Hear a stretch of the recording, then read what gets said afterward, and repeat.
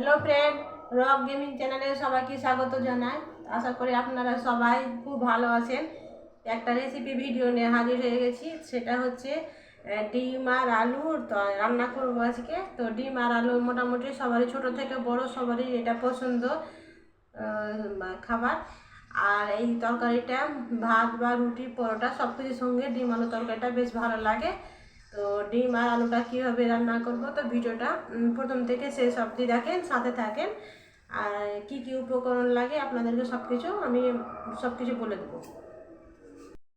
এই যে এখানে দেখুন, আমি 3টে ডিম আর 3টে আলু নিয়েছি। আলুগুলো আমি একটু ছোটো ছোটো করে কেটে প্রেসার কুকারে সিদ্ধ করে নেব।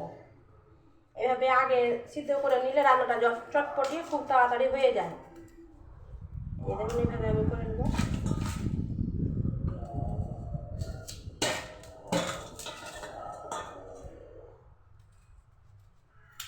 যেগুলো কাটা হয়ে গেছে সেটা আমি ভালোভাবে ধুয়ে নিই। আমি এগুলো ডিম আর আলুগুলো একসঙ্গে সিদ্ধ করে নেব।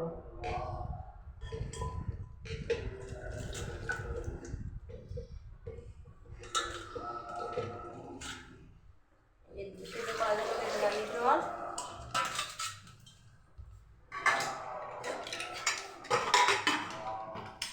আমি গ্যাসটা ধরিয়ে নিই। এদিকে এটা ডিম আর আলুটা সিদ্ধ হয়ে যাক, তো মধ্যেখানে যেগুলো উপকরণ লাগে মশলাগুলো আমি করে নিই একে একে। একটা পেঁয়াজ দেবো, পেঁয়াজটা আমি কুচি করে কেটে নেব।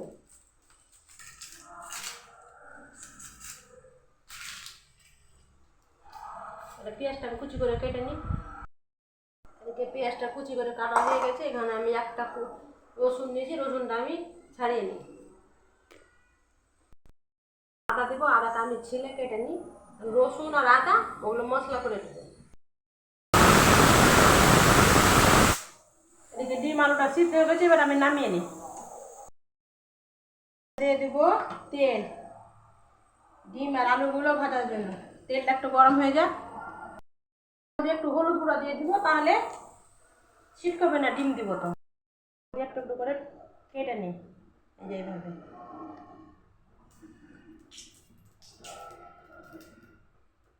তাহলে ভিতরে জলটা ঢুকবে, রসটা মশলাটা ঢুকতে ভালো লাগবে। এইভাবে সবগুলো করে নিই।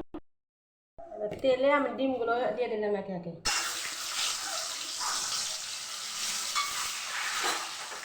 ডিমগুলো লাল লাল করে ভেজে তুলে নেব। ডিমগুলো দেখুন লাল লাল করে ভাজা হয়ে গেছে, একে আমি তুলে নিয়ে একে একে সবগুলো এই যে লাল লাল করে। এবার আমি আলুগুলো কেটে রেখেছি, আলুগুলো এবার লাল লাল করে ভেজে তুলে নেব।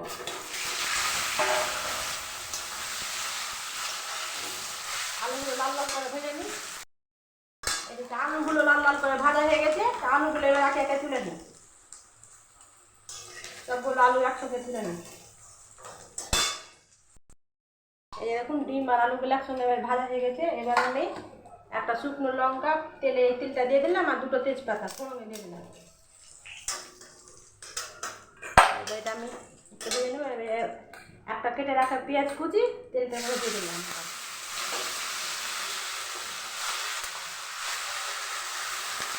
পেঁয়াজটা হালকা লাল লাল করে ভেজে নিই। একে সবগুলো দিয়ে দিই। ভাজা ধনের গুঁড়ো, লঙ্কার গুঁড়ো, কাঁচা জিরের গুঁড়া, আর এটা দিয়ে দিলাম কাঁচা ধনের গুঁড়া, আর হলুদ। যেহেতু আগে হলুদ দেওয়া আছে, তো হলুদের পরে স্বাদ অনুযায়ী লবণ। এটাকে বেশ ভালোভাবে নাড়াচাড়া করে নিই। এভাবে বেটে রাখা রসুন আর আদা দিয়ে দিলাম।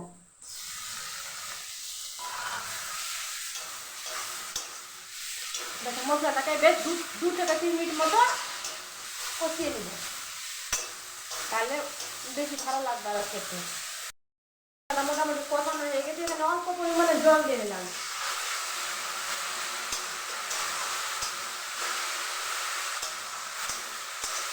এটাকে অল্প একটু জল দিলে দিয়ে মশলার স্বাদটা আরো 2 গুণ বেড়ে যায়।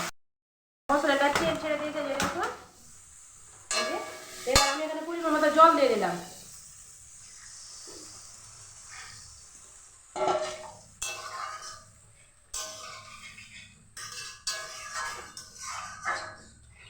জলটা একটু ফুটে যাক।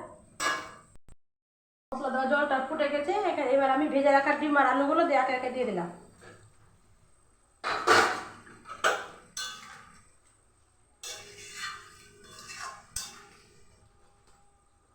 এবার আমি একটু হালকা তাপে ভালোভাবে আরো সিদ্ধ করে দিব। ঢাকনাটা তুলে দেখে নিই, কি সুন্দর কালার, দেখুন কত সুন্দর লাগছে।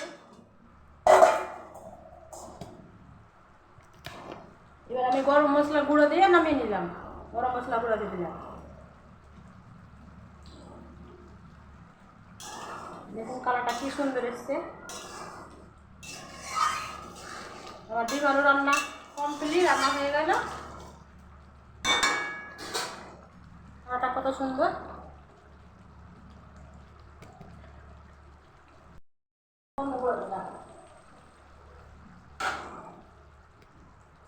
এই দেখুন কত সুন্দর লাগছে দেখতে ডিম আলুটা। বন্ধুরা দেখলেন কত সহজে ডিম আলু রান্না করে নিলাম। এই ডিম আলুগুলো রুটি, পরোটা, গরম গরম ভাতের সঙ্গে খেতে খুবই ভালো লাগে। আর এই ডিম আলু রান্না যদি আপনাদের পছন্দ লাগে, ভালো লাগে, তো অবশ্যই কমেন্ট করবেন, আর লাইক কমেন্ট শেয়ার করবেন। আর যারা চ্যানেলে নতুন তারা প্লিজ চ্যানেলটা সাবস্ক্রাইব করবেন। বন্ধুরা সাথে থাকবেন, পাশে থাকবেন। আপাতত ভিডিওটা আমি এখানেই শেষ করছি, পরে আবার নতুন রেসিপি নিয়ে হাজির হয়ে যাবো। তো ভালো থাকবেন, সুস্থ থাকবেন, রাখছি বন্ধুরা।